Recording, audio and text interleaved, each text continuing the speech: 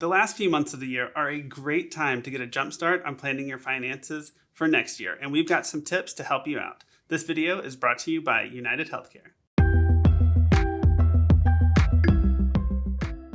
Hi, I'm Joseph. And I'm Tasha with One Big Happy Life, where we help you find balance, build wealth, and live happy. Everything that you need to create the life that you want.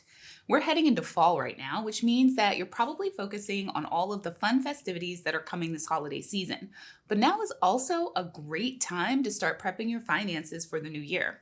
Like most things money related, it's important to start planning early. You don't want to wait to start planning for the new year when you are in the new year. The actions that we take right now affect what our finances will look like at the beginning of the new year. Not to mention that there are some things that you have to take action on right now, because if you wait for the new year, then it'll already be too late. Today, we're going to be sharing 5 things that you can do right now to prepare your finances for the new year. So, number 1, find a health plan that works for you. Making sure that you have a health insurance plan that helps meet your needs is an important part of building a solid financial safety net.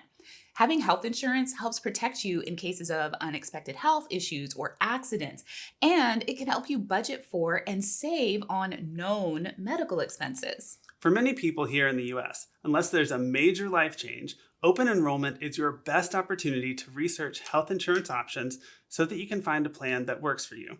Open enrollment tends to happen at the end of the year, which is why now is the perfect time to start thinking about what kind of coverage you'll want to have in place in the start of the new year. In order to evaluate different policies, it's helpful to understand the lingo. United Healthcare has a great article that simplifies common health insurance terms so that you can understand what plans do and don't cover and choose the right coverage for you. You can check out the article by heading to uhc.care/lingo. You'll also want to think about your planned expenses for the next year. Will someone need outpatient surgery? Will the kids need glasses or braces? Will you need glasses or braces? And how much coverage do the plans provide in cases of unexpected injury or illness? Those are all questions to think about as you're looking at your health insurance options. So be sure to set aside some time over the next week or so to figure out when your open enrollment is, because you don't want to miss it. Then take some time to review and understand your insurance options so that you can choose the best coverage for you and your family. As you're thinking through your health insurance needs for the next year, be sure to check out United Healthcare's article to help you understand the insurance lingo so that you can make an informed decision. Number 2, plan your holiday spending. There is nothing wrong with doing a little splurging during the holiday season. Or a lot of splurging. No judgment here. But what you don't want to do is let that splurge cross over into the new year and start impacting your financial goals. That's something that you can avoid with a little planning. So what you want to do right now is start thinking about what you want your holiday season to look like. What kinds of things do you want to do? How much do you want to spend on presents? How much do you want to spend on decor? What things are you going to need to buy? Are you going to travel? Start thinking about those things now. Tally it all up and figure out how much it's going to cost, and then make sure that you include it in your budget now. Or that if you see that you're going to go over budget, but for whatever reason you've decided that it is incredibly important for you to have your holiday season be just so at this particular price point, then at least you know in advance going into the new year, okay, this is how much holiday spending I'll need to take care of, and set that as a primary financial goal to knock that out right at the beginning of the year instead of it catching you by surprise. Number 3, check your retirement withholding. Now, you want to do this for 2 reasons. Number 1, you want to make sure that you are on track to withhold as much as you intended to save enough for your retirement, because you don't want to get off track in something that's going to take a long time to save. The second reason is if you got overzealous and started saving a little bit too much, you don't want to over contribute and get into a penalty situation where you've actually saved too much in your tax advantaged account.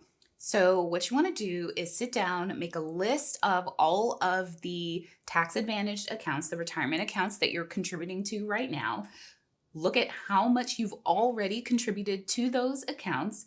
Look at how much you've allotted to contribute to those accounts, because hopefully you do have auto draft set up, because that is the best way to implement your investment strategy. And then you're going to multiply the number of payments left by the amount that you're saving every month, and then add that to what you've already invested and make sure that you're underneath the thresholds for that particular account. And remember that those thresholds change from year to year. And every once in a while, it could be for just a single year where there's like a little bit of an addition. So you want to make sure that you also get the most up-to-date information for how much you can save that year. And also, now might be a great time to reevaluate how much you're putting in there, because maybe end of the year, you're getting a sweet end of the year bonus. And so it's a good idea to sock away a little bit extra if you can. So just look for ways to boost your retirement savings, your investing, if you can. Number 4, make a bucket list for the new year. If you're not taking the time to think about the fun things that you want to accomplish, a lot of times they'll just get pushed to the wayside and you'll just concentrate on the typical money goals, which while those are important, you also want to be focusing on some fun. So take that time, think about it, reflect, and then write it down so you are working on both those money goals and your bucket list at the same time next year.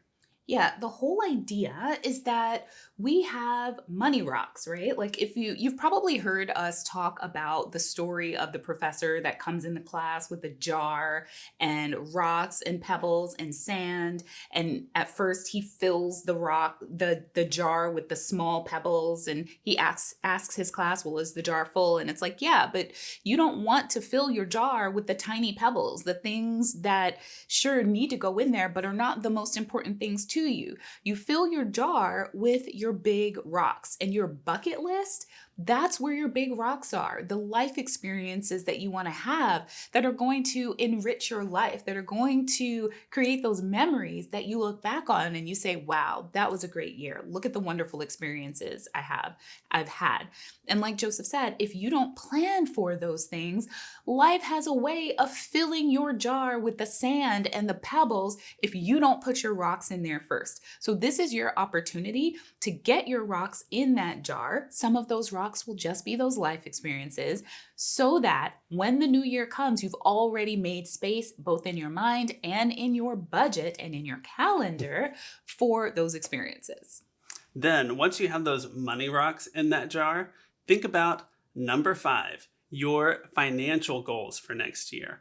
So now that you've got some fun definitely in there, go ahead and look at the goals that you want to accomplish financially. So take a look at your finances this year and say, okay, have my priorities changed? Do I need to be saving more? Do I need to be spending less here or there? Or do I need to be spending more?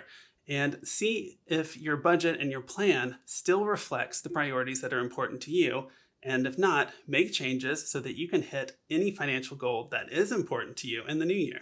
Yep. Inside of Wealth Builders Society, we teach about the Wealth Builders Roadmap, which are financial steps that you focus on to build your financial stability and your financial independence along the way. So when you're thinking about your financial goals, you want to have a mix of financial stability goals, like building your emergency fund, financial independence goals, like making sure that you're investing for retirement in income producing assets, but also lifestyle related financial goals, like maybe saving up for that dream house. Those are all really important parts of your overall financial strategies and your financial goals. So make sure that you're considering all 3 areas. Oh, and of course, I didn't mention this one, growing your income. Growing your income is an essential part of being able to really have financial options, right? So think about those 4 things as you're setting financial goals. Now, I know that you're here because you want to live your financial dream life. And one of the best places to start is with a 1-year spending plan. So head on over to onebighappylife.com/spending plan to download our free spending plan template and start taking control of your money. And of course, we're going to do more videos about goal setting for the new year, but this is just a great place for you to get started. All right, we hope that these 5 tips really help you get a jump start on your plan for next year so it can be the best year ever. We'll see you guys next time. And thanks again to United Healthcare for sponsoring this video.